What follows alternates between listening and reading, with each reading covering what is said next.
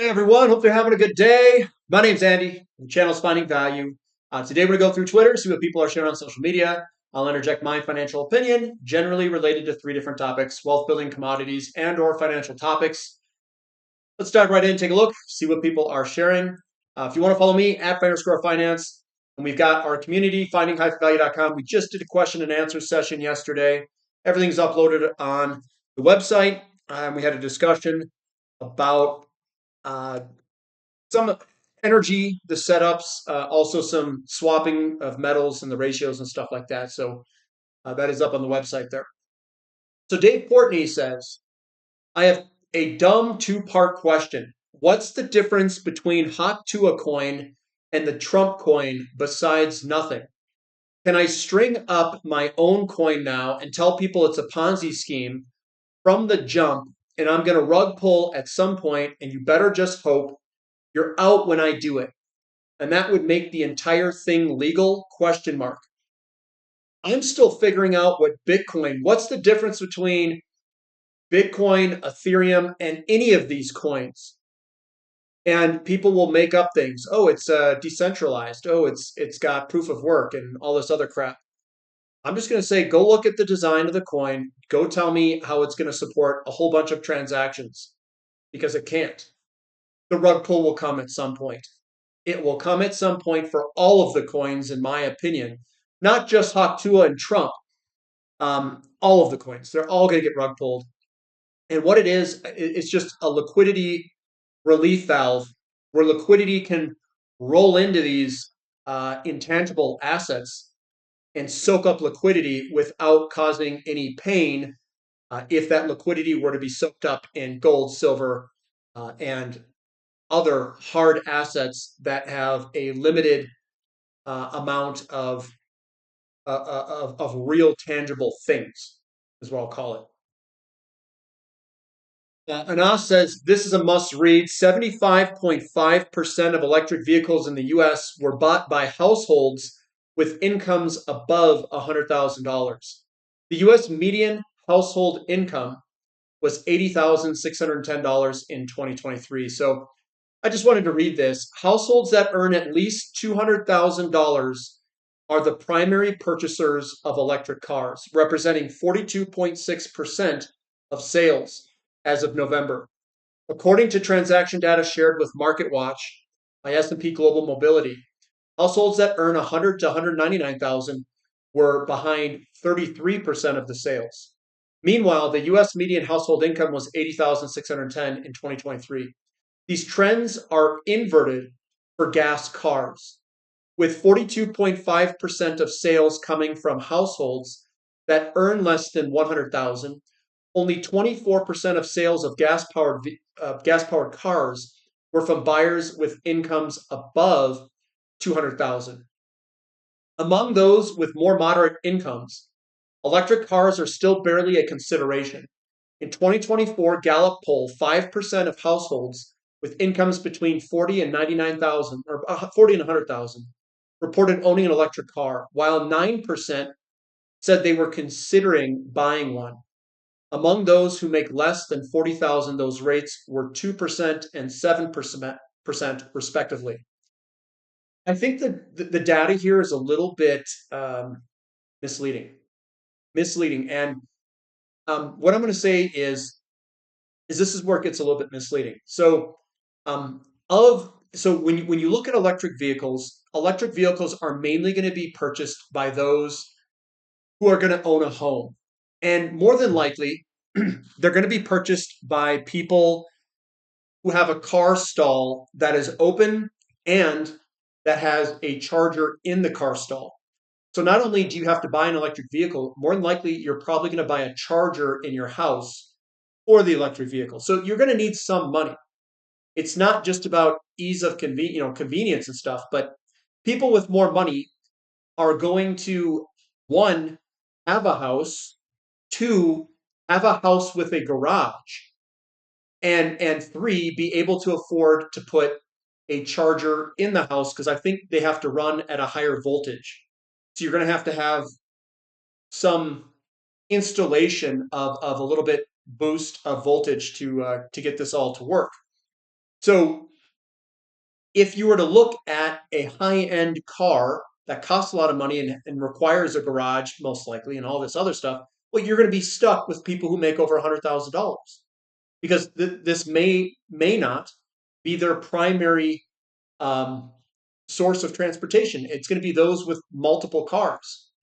So if you were to just look at electric vehicles, you're like, well, yeah, of course these people are going to be buying them. And then you look at people who don't make as much money. Well, what are they going to be? You think they're going to be homeowners? No, they're not going to be homeowners. If you don't own a home, why would you buy an electric vehicle irrespective of your income? You wouldn't because you have nowhere to charge it. Are you going to like run a line from your kitchen all the way past your you know what I'm saying? You're not going to run it out of your apartment and go charge it up. You're not going to pay for a charging stall if your apartment complex doesn't allow it. And I would say, a vast majority of people don't even park their car in their garage in a lot of these different houses that I drive past. So of course, people who don't park their cars in the garage, of course they're not going to buy an electric vehicle. That's just, I don't know, it just makes sense to me. Anyway, commercial flights, massive jump in flights yesterday. So there's nothing like this a year ago. Look at the jump on this flights. Holy crap. I was just looking at this. I was like, maybe we have a small jump. Dude, this is like vertical style. I mean, look at the move here versus the year before. I mean, this is a pretty big move. If you were to do this, if you look at the number of flights here, it says 140,000, and you look down here, that's like 115,000. Actually, here it is. Number of flights, 111, and this one is 138. So if you look at a percentage basis there, so let's just do 138 minus 112 divided by 112. That's a 23% increase. That's a big jump. 23% increase in the number of flights. Wow. Here's Porter Stansberry. Let's see what this is. So most investors simply do not understand basic math. The price you pay for a stock is every bit as important as the company's ability to grow earnings. Japan's equity market traded at 70 times earnings at its last peak in 1989. Those valuations led to a 20-year long bear market between 89 and 2009. There's another reason that it also was. It's declining demographics. And only now, after 35 years, is the Japanese stock market finally trading at new highs. That's not because the businesses didn't grow. It's not because they were poorly run. It's because investors came to believe that Japanese stocks would always rise and could never fall. Does that sound familiar? The last time Americans believed stocks would never decline was during the 2000 era tech bubble. The S&P 500 hit a peak PE ratio of 27.7 in March of 2000. It wouldn't see a new high for 15 years, and today the current S&P 500 PE ratio is 28.7 via con Dios. It's also a function of interest rates. Your price to earnings ratio, as your interest rates go down, people go and they get pushed into financial assets. As interest rates continue to go down, they couldn't get a return from bonds. And commodities, they weren't going to go towards commodities because there was a surplus. So everyone, all Dick, Janes, and the grandmas of all of them, and grandpas, everyone ran with all their money towards the S&P 500 and the NASDAQ and all of this stuff. In my opinion, we are at the pinnacle of the bubble and going through it here now. And as we go through it, the valuations are expensive. The ratios show us that everyone's piled into these financial assets. So yeah, that's what happens when interest rates go down and they jam them all the way down to zero. Everyone and their mom seeks a return on their money. And what they do is they went and they chased returns in the S&P 500 and the NASDAQ because that was the only game in town during these market conditions. But now what's going to happen when interest rates go up, it's going to unwind all this. It's going to unwind it and put it all into commodities. I will show you how that's going to work. And this is a response. And talking about the capital rotation events. He says the long-term capital rotation charts recently published by Kevin is showing the exact thing happening right now. These rotation events take time, all the while investors are chasing hype stocks higher and higher. Capital rotation events can create massive gains. And yes, 2000 was the bottom. We have a surge, a uh, reverse move, and then we're going to get a big surge lower where we get a gigantic move in commodities and precious metals that are going to outperform everything, just like 2000 to 2011, just like the 1970s to 1980 move. It's all aligned right now for that to occur. The problem with most people is they chase returns. They don't chase price patterns like we do with technical analysis. Now, I'm not saying that technical analysis is the chart reading mecca of everything. It's a tool to validate without basically you're tracking how people are putting money into the market. You're using some patterns, and then you're saying, yep, the rotation is occurring, and it's occurring right now. I mean, we could run at any second. So we're right in the front of this big move that's about to occur. And people are going to eventually chase into commodities at some point.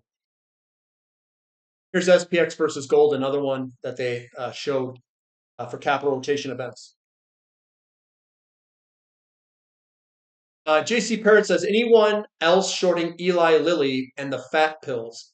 We talked about the strategy this week on the Compound and Friends podcast, and you can see kind of the topping pattern that's right above support that could break out. Novo or Nordisk, which had a similar pattern or fractal that already broke out, is the same as Lilly. So what he's doing, I do the same thing. You look at a sector, you look to see what's rolling over in that sector, and then you short or do whatever you need to do with other companies. Now, I'm not shorting Eli Lilly. I'm just using this as an example of what other people see in the markets and weaknesses that we could be seeing in other sectors that are around commodities and other areas. Peter Schiff says the Strategic Petroleum Reserve was established by an act of Congress. A strategic Bitcoin reserve must be established in the same way. The Loomis bill, introduced almost 6 months ago, doesn't have a single co-sponsor. A bill with minimal support has little chance of passing, as a lot of people talk about these strategic Bitcoin reserves and all this other garbage. Now, this is Exter's pyramid. So Exter's inverse pyramid is an excellent framework to capture the hierarchy of financial assets and model the financial system with the aim of understanding debt cycles. By extension, the model works as a long-term gold price indicator, as the price of gold commonly rises at the end of a debt cycle. So what you have is you have assets, liabilities, money and credit, derivatives, stocks, debt securities, national currencies, and then ultimately at the bottom of the pyramid is, I would say, precious metals. So precious metals include gold, silver. You could even include palladium and platinum, and some people will argue. They'll say, well, you know, the history on platinum and palladium and other precious metals, it hasn't been used. It's because they couldn't melt it. They couldn't do anything with it. They didn't even know what it was. It didn't exist in 4000. They didn't know what it was. So it's hard to go through that argument when people during that time frame didn't even know what it was, even though they might have been looking at it, had it. They couldn't melt it down. It was basically, they couldn't do anything with it. Anyway, as these things start to implode in the derivatives, it'll impact the stock market, it'll impact debt security. So the problem is we're going to have a problem in this if we are creating debt at a faster pace than energy can grow. If we are creating debt at a faster pace than energy can grow, it means that your debt levels are increasing faster than your income. And eventually what occurs is people are going to start to roll lower where they are seeking a store of value. So if you have a problem in your debt securities, what happens is eventually if by the design of the system, if we must increase the paper currency, the fiat currency, for the system to survive, for it to not go bankrupt, it's going to put pressure in your debts. Because if you get this divergence between energy and the creation of debt, you're going to start to see people increase the interest rates. They're going to sell debt and buy things with less risk. So as the debt has problems, what is going to happen is interest rates will go up. If there's too much pressure in the debt market where interest rates are going up too fast, what they'll do is they'll print currencies, sacrifice the currency to save the debt market. So that transfers the debt pressure of those interest rates going up into the currencies if they print currency to buy debt to keep the interest rates at a sustainable level. And as currencies start to debase, what people will realize is that currencies, debt, and with the increase of interest rates, it could impact stocks and everything else behind it.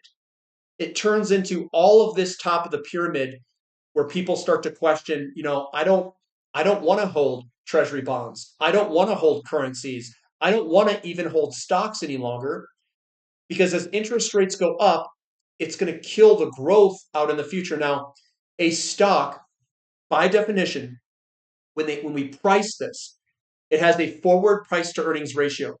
Stocks, for the most part, are a claim on a business that has future growth.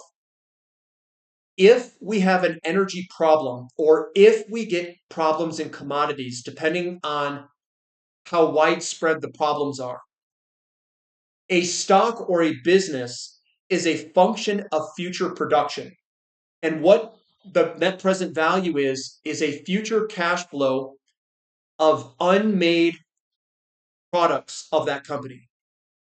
And it trades, the price to earnings ratio trades at a premium when everyone runs into financial assets, and it trades at a discount when commodity prices go way up. Now, I'm just going to go to the extreme. So if we go to the extreme where we get a massive amount of inflation, and on top of it, we have very scarce commodities, stocks and the forward projections of their earnings are all incorrect. It means that they're going to earn less money because their inputs for their companies for commodities, the pricing of the commodities and all that stuff is way higher than what they projected.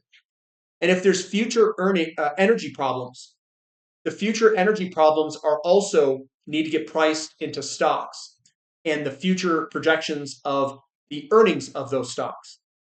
So what could occur is that we get a pressure in the debt market, which blows up interest rates.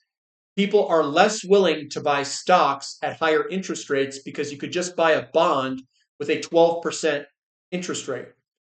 So why would I speculate in stocks? So what happens is that capital rotation that's all in financial assets starts to unwind as you get a problem in debt securities with the interest rates going up.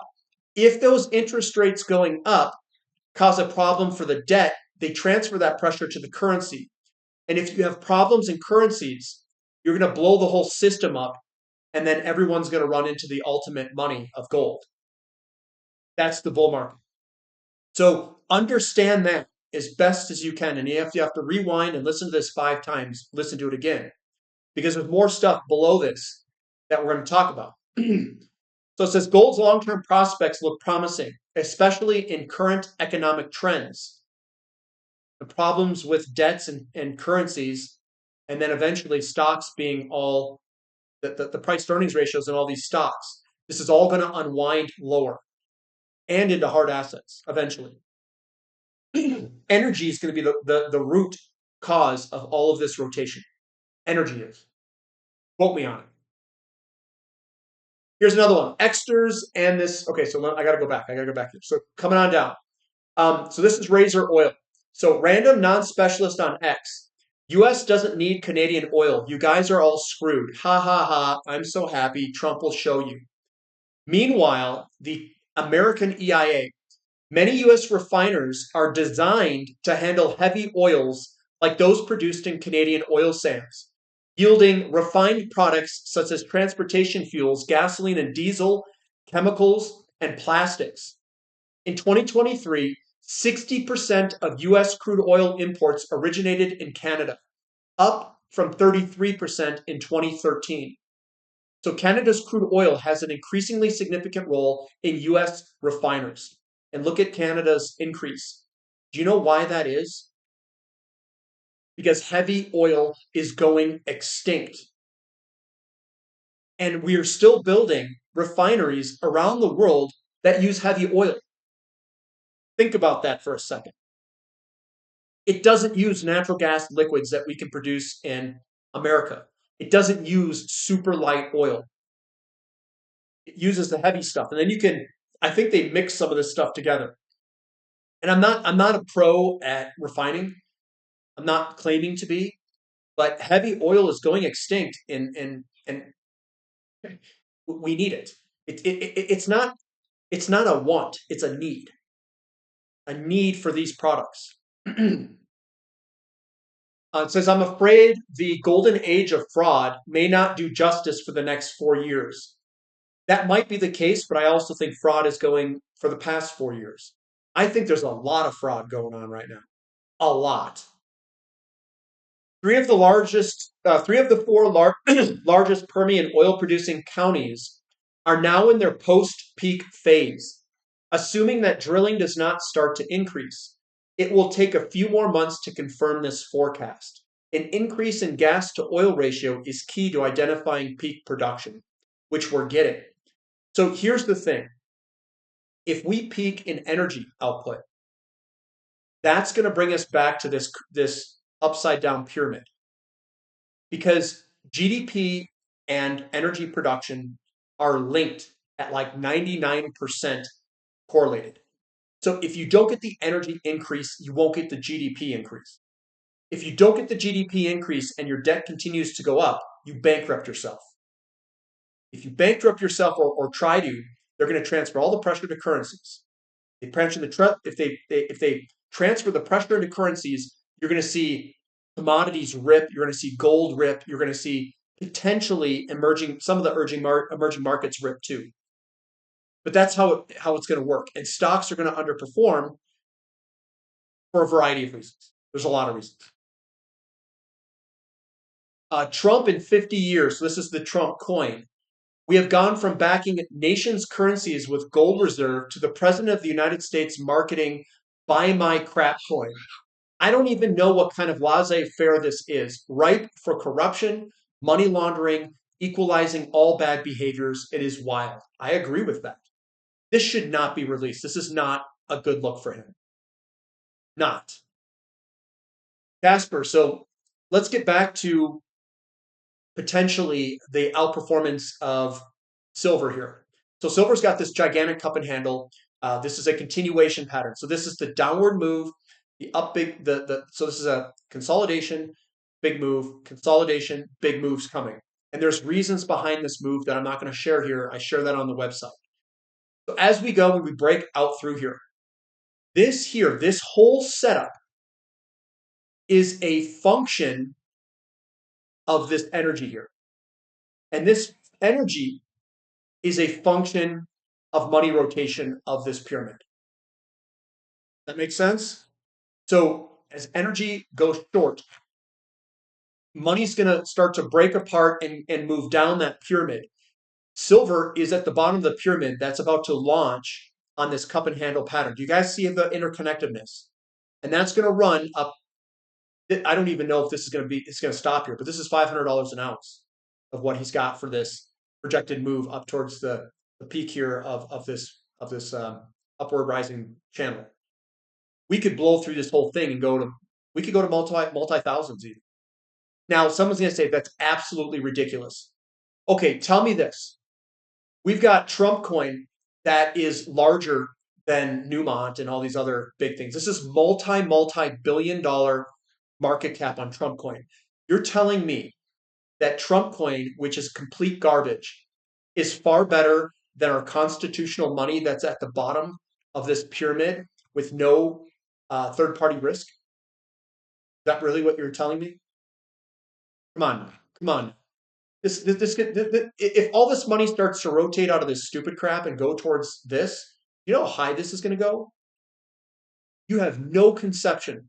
Now, here's the thing. Why would people prefer Bitcoin, Fartcoin, and all this other crap to physical metals that are out of the system?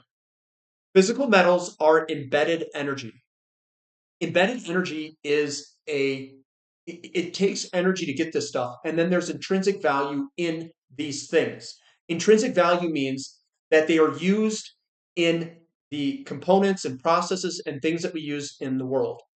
So no one uses Bitcoin. No one gives a crap about Bitcoin. No one cares about it. Silver is your basis for producing a lot of things in this world. So here's my question. If you were to take silver out of the products that people use them in, you would not have any computers. You would have no Apple iPhones. You'd have none of this stuff. So if silver goes short, how much will Apple pay for silver? And how much is Apple stock worth if they can't obtain silver? Well, it's worth nothing because they can't produce anything. So the value on some of these commodities is exponentially more than what people are giving it credit to. And when people get scared, if we get a shortage of any of these things, you have no idea what people are going to do when they panic for this stuff. You have no idea. Because it's not me, the guy sitting behind a computer on YouTube, that's panicking for silver. It's companies like Samsung, Sony, Apple, Ford, GM, Honda, Toyota, everyone. They all start to panic. And what are they going to do? Tesla starts to panic. Nvidia starts to panic because they can't make any of their products. Their products are completely and solely based off of the feedstock that they are fed into those manufacturing facilities. And when they go short, they're going to panic. Everyone will panic. $500 is probably going to be a way, you could probably add a zero to it. And the reason is, what is going to substitute for silver? Well, gold is. How much above ground gold do we have and how much above ground silver do we have? About the same. So tell me where this ratio is going to go if we get to that type of scenario. If we do. I'm not saying we will. That's a possible scenario. The chart of this cup and handle is huge. That big patterns project big moves. And that doesn't mean that the projection is going to be right. It could far overshoot it. I've seen a ton of projections that this could go to $1,000 an ounce. Who knows? Says, here's Naval Ravikant. He says, pick an industry where you can play long-term games with long-term people. Long-term games with long-term people. Long-term gains with long-term people. Long-term gains with long-term people. Make sense? Keep going. This is 33 billion was the market cap of the official Trump coin. 33 billion. Barrick Gold is 28 billion. Crazy, just crazy. Here's another one. This is a very interesting setup here. Look at this. It says this is very intriguing. Traders are currently swapping futures contracts for the actual physical asset at record levels. Silver exchange for physical. Look at this move here that we're seeing in the exchanges. I want to say something, guys. If you're not paying attention, you're going to be left in the dust. This is a big deal here. And what are they going to do? What did I tell you? What's the value of Apple? They can't get their metals. What's the value of Tesla? What's the value of all these? Anything that uses chips and computer boards and contacts and all, electrical contacts, all this stuff. They're going to the exchanges and taking it off the exchange. This is going to get serious soon. I can't tell you when. I don't know the exact timing. I don't know any of that stuff. What happens when people start getting afraid of the debt? You'll see governments start to do what? And central banks, they'll start buying more gold. They're already working their way down the pyramid. What happens when you start having problems with currencies? People will start working their way down the pyramid to gold. What happens if you start to see stocks and debt and currencies all go in the downward? So what that's going to do is it's going to put pressure on every single thing above gold. And what happens is all money in all these financial assets will seek safety downward to gold, silver, platinum, palladium. They'll seek it in every single physical hard asset thing to store value and purchasing power. That is what's occurring here. It's already started. Now the question is, start your stopwatch. We'll see when things happen. We'll see when things happen. It's going. Here's another one. Housing starts breaking higher. We did get a breakout here. That's generally congruent with commodity bull markets. We're firing on all cylinders here. Firing on all cylinders. So that's what I've got for today, guys. Give me a thumb up for the content. Subscribe to the channel. Subscribe to the website if you'd like. We do have a discount coupon code discount that is active if you want to try that. Use that if you want to try the website out. Monthly membership, you get a small discount on the monthly membership, and you get a larger discount on the yearly membership. You sign up using that discount coupon code. If you are a member and you've been a member with me for longer than 6 months or greater, and you're on a monthly membership, and you want to switch to a yearly membership for savings, just message me. I can set you up with the special discount that we normally run during certain periods if you want to swap to a yearly membership for savings. So just message me wherever it is on Discord that we've got, or email me through the website and stuff, and I can hook you up. All right, guys, that's all I've got for today. We'll catch you next time. This is Finding Value.